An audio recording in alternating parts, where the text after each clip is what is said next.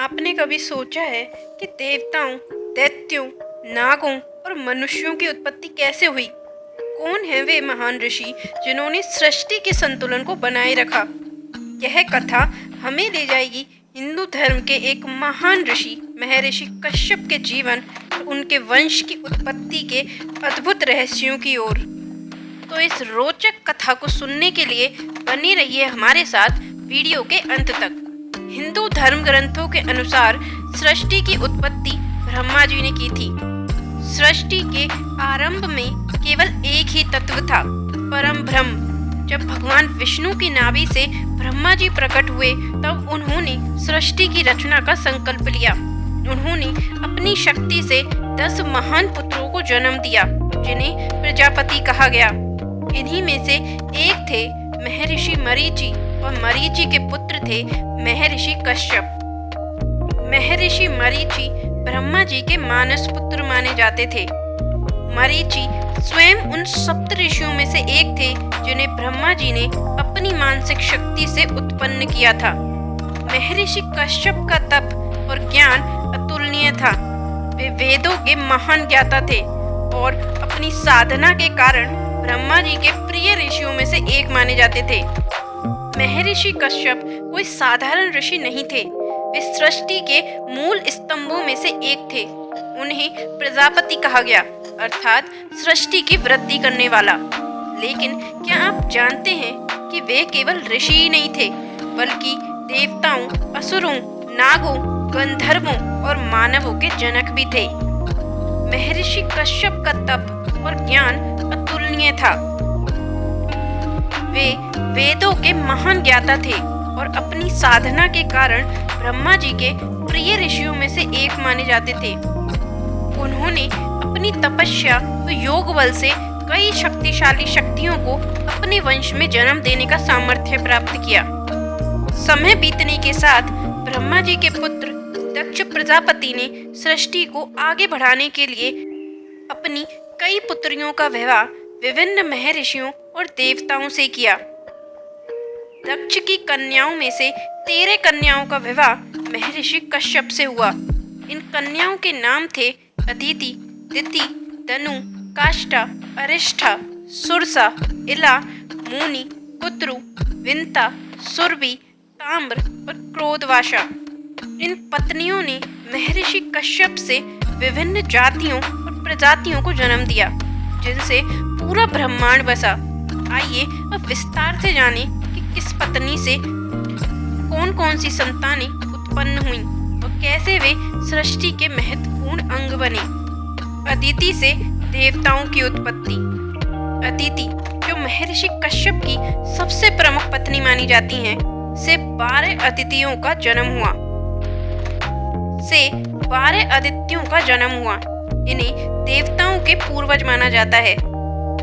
अदिति को देव माता कहा गया है क्योंकि उन्हीं की कोख से वे तेजस्वी आत्माएं जन्मी जिन्हें हम देवता कहते हैं। उनके 12 पुत्र थे जिन्हें आदित्य कहा जाता है। इनमें प्रमुख थे इंद्र, वरुण, मित्र, अंश, भग, अर्यमा और पूषा।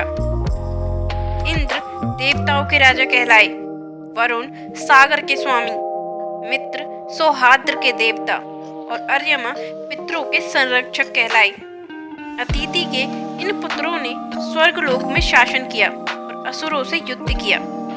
विविश्वान यानी सूर्य, त्वष्टा, सविता, भग, धाता, विधाता, इनमें से इंद्र को देवताओं का राजा माना गया, जबकि सूर्य ने प्रकाश और ऊर्जा का स्रोत बनकर पूरे ब्रह्मांड को प्रकाशित किया। दिति से दैत्य व राक्षसों की उत्पत्ति। दिति से महर्षि कश्यप को दैत्य और असुरों की उत्पत्ति हुई। हिरण्यकश्यप और हिरण्याक्ष जैसे महान असुर इन्हीं के पुत्र थे। हिरण्याक्ष वही असुर था जिसने पृथ्वी को पाताल में छिपा दिया था और भगवान वराह ने उसका वध किया। हिरण्यकश्यप वह दैत्य था जो अमरत्व का अभिलाषी था और जिसे भगवान नरसिंह ने अपने नखों से मार डाला।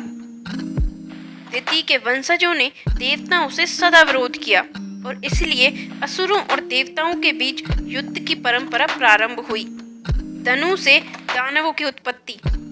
धनु से महर्षि कश्यप को अनेक दानव प्राप्त हुए, जिन्हें दानव कहा गया। महाभारत और अन्य पुराणों में यह बताया गया है कि दानवों की शक्ति भी अपार थी और वे भी देवताओं के कट्टर शत्रु थे। कद्रु से नागों की उत्पत्ति।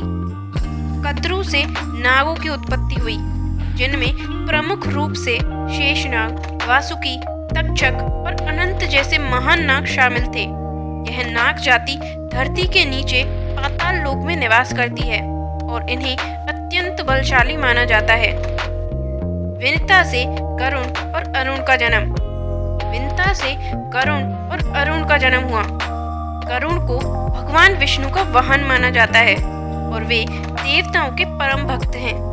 अरुण सूर्य देव के रथ के सारथी बने। सुरभि से गंधर्व और अन्य जीवों की उत्पत्ति।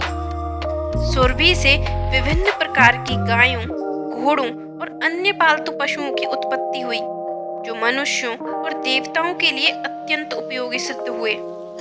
सुरसा से राक्षसी जाति की उत्पत्ति। सुरसा से अनेक राक्षसी जातियों की उत्पत्ति हुई। ताम्र से पक्षियों की उत्पत्ति। ताम्र से विभिन्न प्रकार के पक्षियों की उत्पत्ति हुई, जिनमें गरुण, गिद्ध और अन्य शिकारी पक्षी शामिल हैं। अरिष्ठा से गंधर्वों की उत्पत्ति हुई, जो स्वर्ग में संगीत और नृत्य कला के लिए प्रसिद्ध माने जाते हैं। इला से वृक्षों और पौधों की उत्पत्ति। इला से वनस्पतियों, पेड़ों और औषधीय पौधों की उत्पत्ति हुई। यही कारण है कि पृथ्वी पर जीवन का संतुलन बना रहता है। क्रोधवशा से भयानक जीवों की उत्पत्ति। क्रोधवशा से मांसाहारी और हिंसक जीवों की उत्पत्ति हुई, जैसे कि सिंह, बाघ, भेड़िए आदि। महर्षि कश्यप केवल सृष्टिकर्ता नहीं थे, वे महान ज्ञानी भी थे।